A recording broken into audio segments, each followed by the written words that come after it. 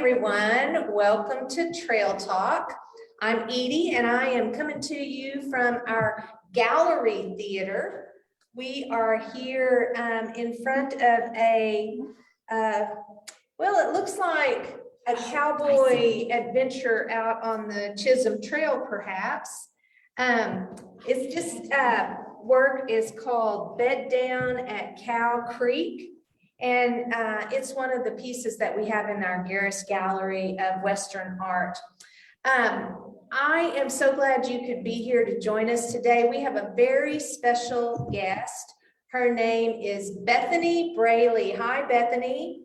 Hi, Edie. How are you? How are you doing today? Really well, thank you. Awesome. So Bethany, if you watched yesterday's episode, she was on there just for a little bit at the end. We were talking back and forth about today's episode. So Bethany is, what is your title, the president or? The executive director. She is the executive director of National Day of the Cowboy. And Bethany is on today because this coming Saturday, July 24th, which is it like the fourth Saturday? It's always the fourth Saturday. Always the fourth Saturday Yep. in July. National Day of the Cowboy is always the fourth Saturday of July. That's what's happening this Saturday. And we're hosting an event here at the Heritage Center. But Bethany lives in St. Louis. And how long have you been the executive director of National Day of the Cowboy, Bethany? Well, since I founded the organization on June the 6th in 2005. 2005, wow. So Yeah. 16 years. Yep, this is the 17th National Day of the Cowboy coming up.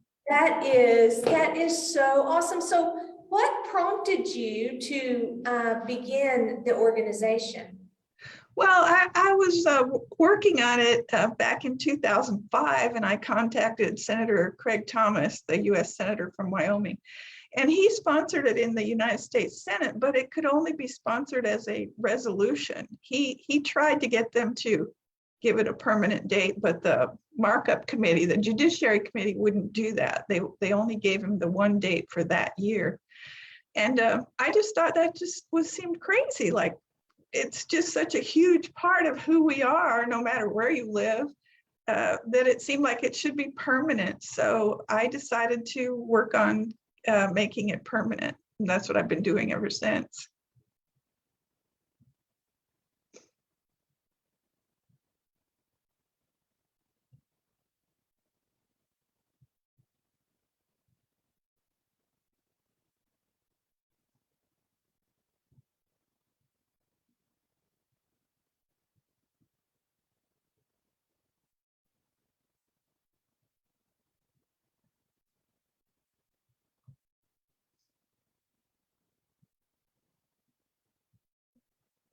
Now I can't hear you. There you go. Okay, we're back. Okay. So I'm gonna have to have you start over on that. Okay. We had a little internet problem. So you were working on this in 2005, and you were working with the one of the legislators from Wyoming. Mm-hmm. Name again? His name was Craig Thomas. He was the United States Senator from Wyoming, and he did get the United States Senate to proclaim it, but only as a resolution. And it seemed to me that it should really be made permanent. It's such a big part of our history and our culture, and it's just, it just permeates pretty much everything we do. And so I decided I was going to form this organization and try to make it permanent. And at the time, I thought it would probably take 3 years, and that was partly because I had no clue what I was doing. I just thought, surely the Senate will do this. Well, a few years later, I discovered that the Constitution prohibits Congress from declaring national holidays. They can only declare federal holidays. So that's when I started asking states to do it. And I worked with Susan Thomas, Senator Thomas's widow, because he passed away in 2007 before the National Day of the Cowboy resolution that year. And so she went to the Wyoming state legislature and in 2012, and they passed it into law in Wyoming. And so, and a few days later, California passed it into law. And since then, it passed in New Mexico, Arizona, Oklahoma, Oregon, Mississippi, Kansas, Virginia, Texas, Idaho, Indiana, Arkansas, North Dakota, and Montana. And I just found out 2 days ago, there's still a chance that it could pass in the Missouri legislature this year. Representative Benny Cook is sponsoring it.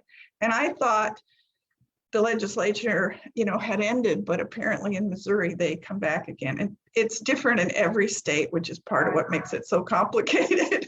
Right, exactly. So how many states? I lost 15. track. There are 15 states now. All right. Well done, Bethany. Thank you. That is so great. So this is just an ongoing process then. Right. To try to get this as declared a holiday in every state. Every state, which in my mind then makes it a national holiday. So. Right, exactly. So how long has National Day of the Cowboy been celebrated? Since 2005. The first time was at Cheyenne Frontier Days. Senator Thomas and his wife carried the National Day of the Cowboy flag in the parade as grand marshals that year, and they did it again the next year. And then he passed away before the third one. Okay. Well, that is phenomenal. So we have you to thank for National Day of the Cowboy, because I don't know how many years the Heritage Center has been hosting this event. I think 11. 11? I think so. You know things that I don't even know. So 11 years, and every year it's a little bit different.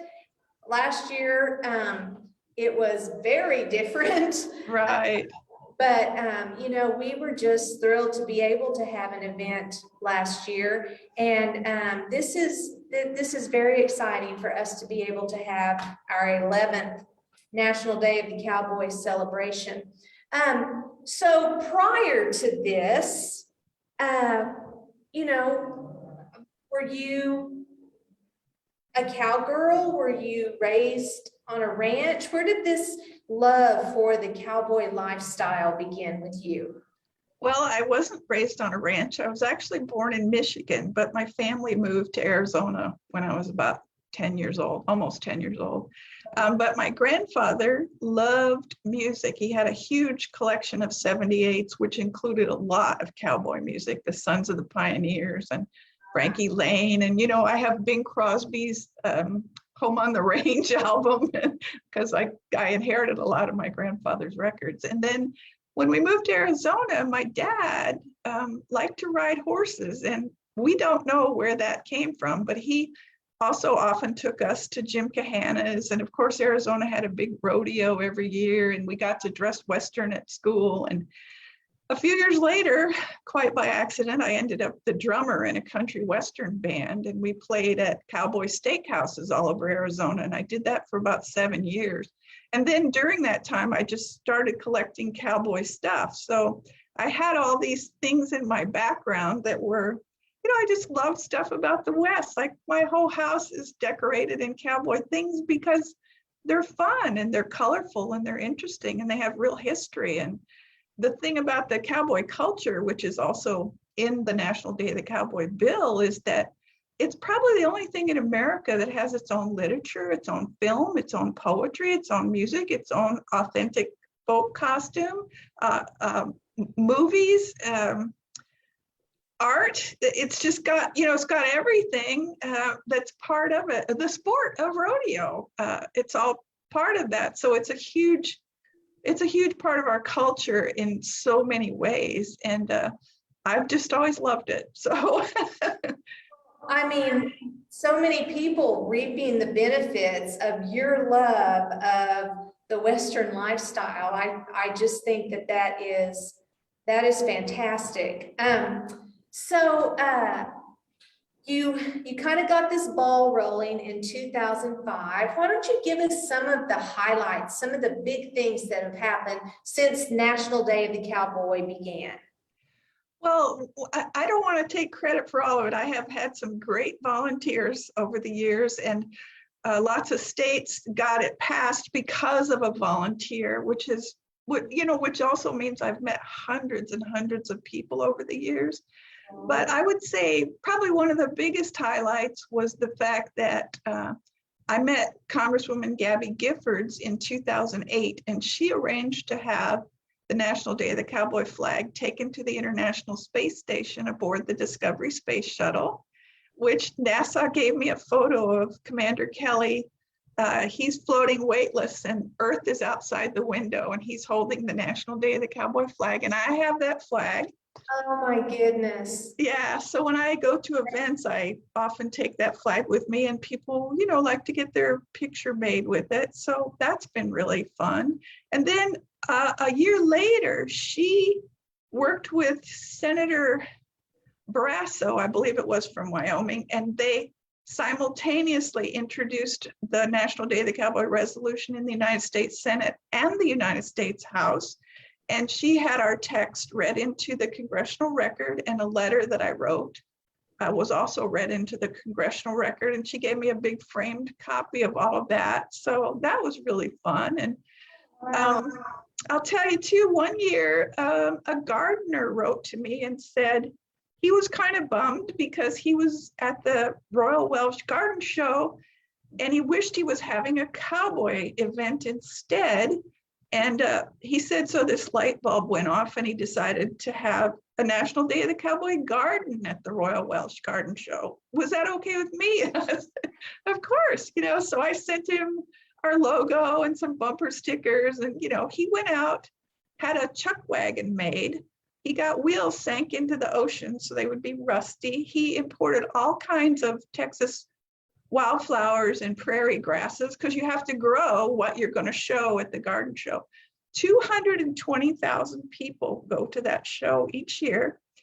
And he said in all the years he'd done it, which was over 20 years, he never got the kind of response he got to his National Day of the Cowboy garden, because he said people would come by and tell him about Western movies they saw, ranches they had been to, cowboys that they met, things that Western music that they loved. And he said they would talk for like a half an hour, then they'd go away and bring 20 people back with them. And so he ended up winning the Royal Welsh Garden Show that year with his National Day of the Cowboy garden. And he showed me the video of him getting the Silver Gilt Award. I believe it was Princess Anne that came by to give him his award. So that was...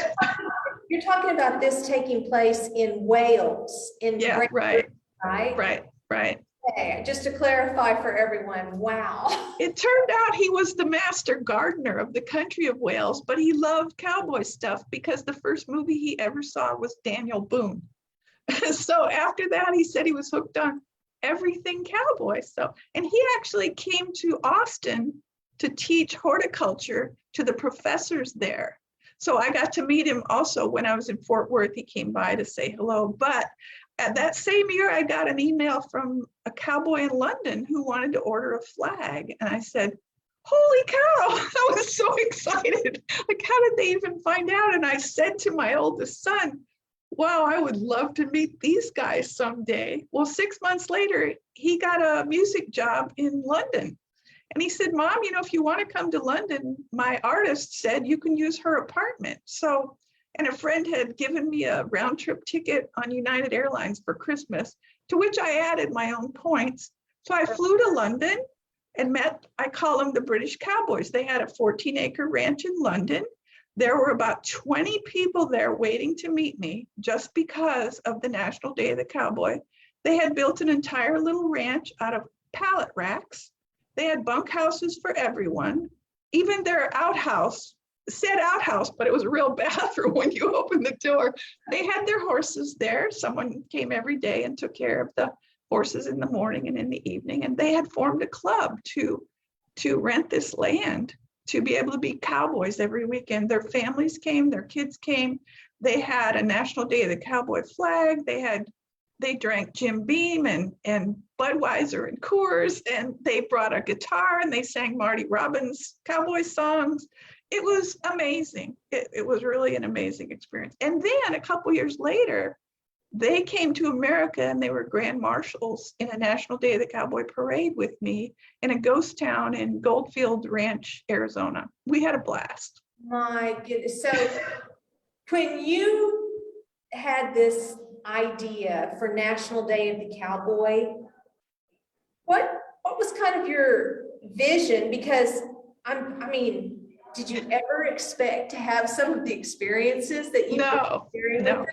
So I really thought it just seemed so logical to me that it would just take about 3 years, and that what would happen is once it was made permanent, and I thought Congress was going to do that, but that doesn't work. I thought once it was made permanent, then that would sort of secure it for everyone to be able to build on that and to build celebrations and to build education and to make it, give it a real solid foundation as a heritage, so that people always had something they could hook on to, and it's a great opportunity to teach, to expose people to Western music and chuck wagon food and Western art and the stories about the cowboy trails and all that. So, and I just thought, well, it just seemed like just not a complicated idea at the time. Well, I mean, it sounds like it's taken on a life of its own. Yes. If you look at our events calendar today, I think probably today there's close to 30 events listed. That includes Pennsylvania, New Jersey, North Carolina, Oklahoma, California, Texas, Wyoming.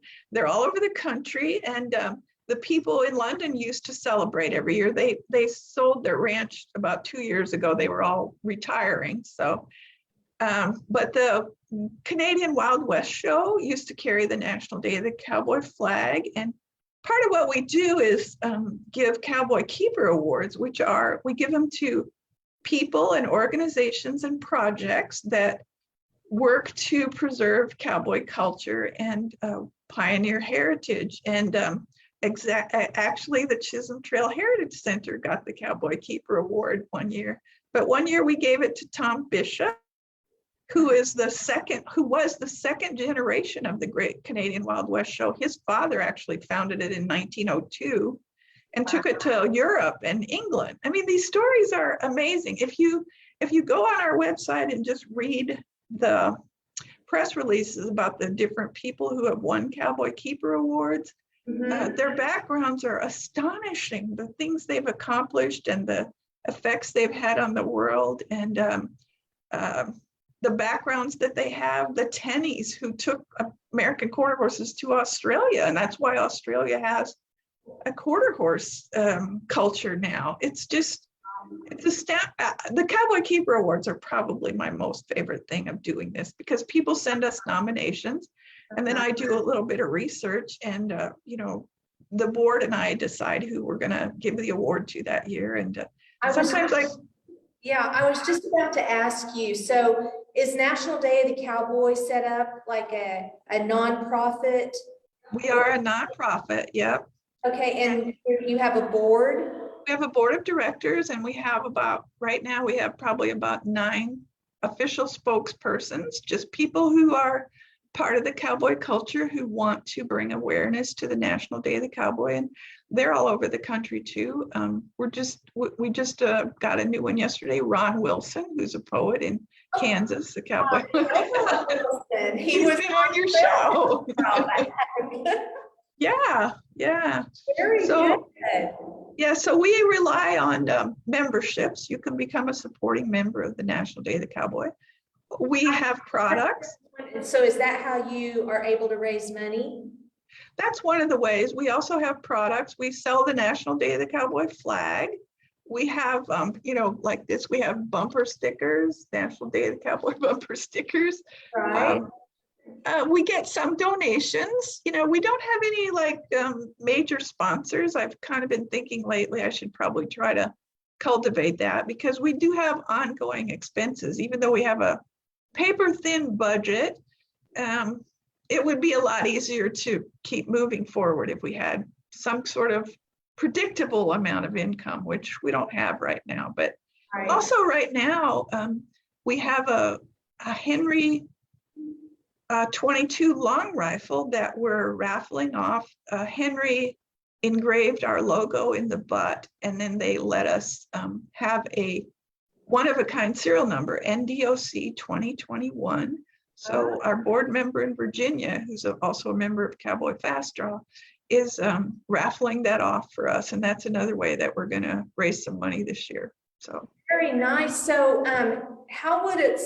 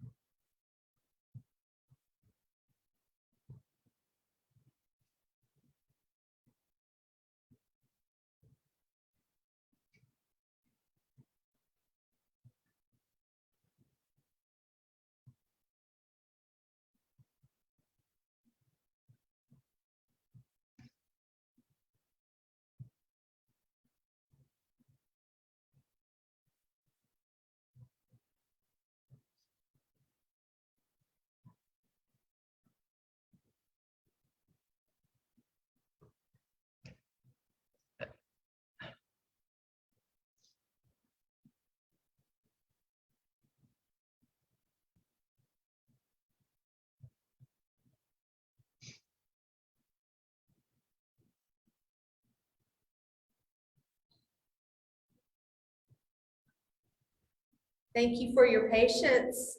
hey. Oh, it's crazy over here today. We must be having sunspots or something. There's some sort of storm that started this weekend, a sunstorm. Is really, see, that's it. That's got to be the problem. So Yeah. I had just asked you how someone could donate, become a member, get some raffle tickets, and we were just very rudely interrupted by our internet service. So you want to answer that question for me, Bethany? Well, we have a Facebook page and a website, nationaldayofthecowboy.com, and the raffle information is there, both places on our Facebook page and our website. The membership application is on our website as well. You can always just send me an email, send it to info@nationaldayofthecowboy.com. And in fact, just a few minutes ago today, someone from Georgia volunteered to help us get the bill passed in Georgia, because that's important too. If you can volunteer to help us out, and or if you'd like to get the bill passed in your state, I send you all the information, the draft of the legislation, the list of all the numbers of the bills that have already passed, a kind of a tip sheet on how best to approach it, which we've refined over the years. So that's really a big help. Because I can't get to every state. Sometimes I can go to testify to a legislature if we have the funds, but otherwise we kind of have to do this through volunteers. And so I leave all of that on our website. We have a huge website, and the Cowboy Keepers are all there. Oh, I should mention too that our Cowboy Keeper Awards always have someone's art in the background, and this year it was Linda Carter Holman donated one of her images for our Cowboy Keeper Award. But we've had Jim Clements from Kansas and Jim Harrison from Florida, and even Till Gooden's daughter let us use one of Till Gooden's pieces of art one year for the Cowboy Keeper Award. So, Wow, very yeah. nice. So we will include all of that information in the comment section of the Facebook post, this live post. Bethany, I feel like I'm talking to a celebrity. Honestly, among people who love cowboy things, all things cowboy, your name must mean a lot to many, many people. Well, I realize I'm in a really unique position. At least I think I'm in a unique position because of the fact that the National Day of the Cowboy is about every aspect of cowboy culture. I'm not just in the Western music genre. I'm not just in the Western movie part. I'm not just in the art part. I get to meet people from every aspect of it. And I've been to so many events. And I should tell you that for 17 years, I've had this dream of us having a National Day of the Cowboy pilgrimage to Washington, D.C., where a contingency could come from every state. Like, let's say the Pony Express guys came from Arizona and the Wells Fargo Stagecoach came from California. And we all met in Washington, D.C. and have a National Day of the Cowboy event on the mall in Washington, D.C., where we have campfires and chuck wagons and, yeah. Have Chisholm Trail representatives. The Chisholm Trail. And in fact, some people have suggested they do it as a pilgrimage and stop at places like the Chisholm Trail on the way to Washington, D.C. An amazing plan. I think that would be such a fun thing to do. Oh, I do too. And I think, if you've been to Washington, D.C., you know how many international people are there. And what's the biggest thing people love about America is the cowboy. So that, Right. I've as you've been talking about, cowboys around the world, it made me think of Will Rogers, who was known around the world for his rope tricks and his, being a cowboy, mm-hmm. and how as a young man, he traveled with Wild West shows that were in Australia and I think even South Africa. I mean, he traveled all around the globe performing as a cowboy. And so this isn't a new fascination that the world has. This has been going on for 100 years or more. And I mean, the Chisholm Trail was 150 plus years ago. Right. And I love that you had your idea and acted on it. And the National Day of the Cowboy is just one little result of you taking action on a really good idea. Well, I've often said, and I actually wrote to the Secretary of the Interior at one point and said, this is a point of community for people around the world. It doesn't matter what your geography is or your politics or your religion. You can love being a cowboy or you can love the cowboy way.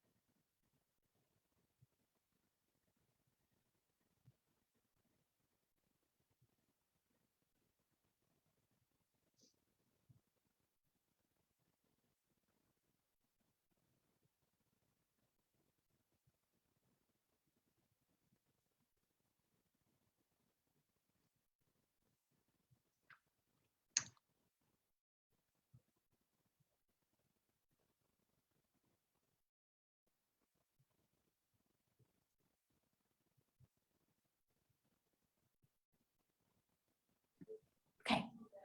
All right, we're back again. Let's see. Yeah, we're unmuted now. Bethany, it was a great thing that you were just saying. I hate to ask you to repeat it. Well, my thinking has been that the love of the cowboy is a genuine point of community for people around the world. And that's been my experience too. And I even actually wrote to the Secretary of the Interior once because it said on her website or his website, that they were looking for ways to bring the world together. Well, this is one, help us get it done, help us spread it around the world. Because I get contacted by people from Japan. Do you know there's a Texas honky tonk in Tokyo? I get contacted by country Western dancers in Germany and the British Cowboys in Great Britain and the Royal Welsh Gardener in Wales, the people in Ireland. People just love cowboys. If you wear a cowboy hat somewhere, the first thing they assume is that you're a cowboy from America or cowboy boots, So the more we could build on this, the better it is for the world, for the planet. I totally agree. And of course, here at the Chisholm Trail Heritage Center, we love and celebrate all things cowboy. And that's why on Saturday, from 10 to 2, we're going to have a special event here at the Heritage Center. Admission will be free all day. 10 to 2, we have a lot of very special guests and special things going on. And Bethany, again, I'm so sorry that you're not going to be able to be here, but maybe next year you can join us here. Do you have an event you're going to get to go to? No, I've decided it's because I have a grandson visiting me next week that hasn't been able to visit me in almost 2 years, but he's too young to get vaccinated. So I kind of decided I don't really want to risk exposing him. I couldn't live with that. So I'm just going to try to stay in and, celebrate at home. I put my flag out in my yard. Oh, there you go. Shirt on. And I do, yeah. Well, maybe if you'll look at our Facebook page from time to time, I bet we do some live shots of some things going on as the day progresses. So give us a look and send us. That'll be fun. To see it, yeah, and I'll say hi to you. Okay. Okay, Bethany, thank you so much for being on Trail Talk today. This was such an informative episode. I'll be honest, I had no idea, and I just want to thank you again for acting on your really great idea of forming National Day of the Cowboy. I can tell you, we've reaped the benefits for 11 years now. So anyway, you guys find a National Day of the Cowboy event near you. Go and celebrate. Or start one. Yeah. And get one started in your state if you don't have one going on there. And we will see you guys on Saturday, I hope. So it's time to sign off now, Bethany. You ready? Thank you. Remember we say happy trails. Right. Okay, let's say it then. Happy trails.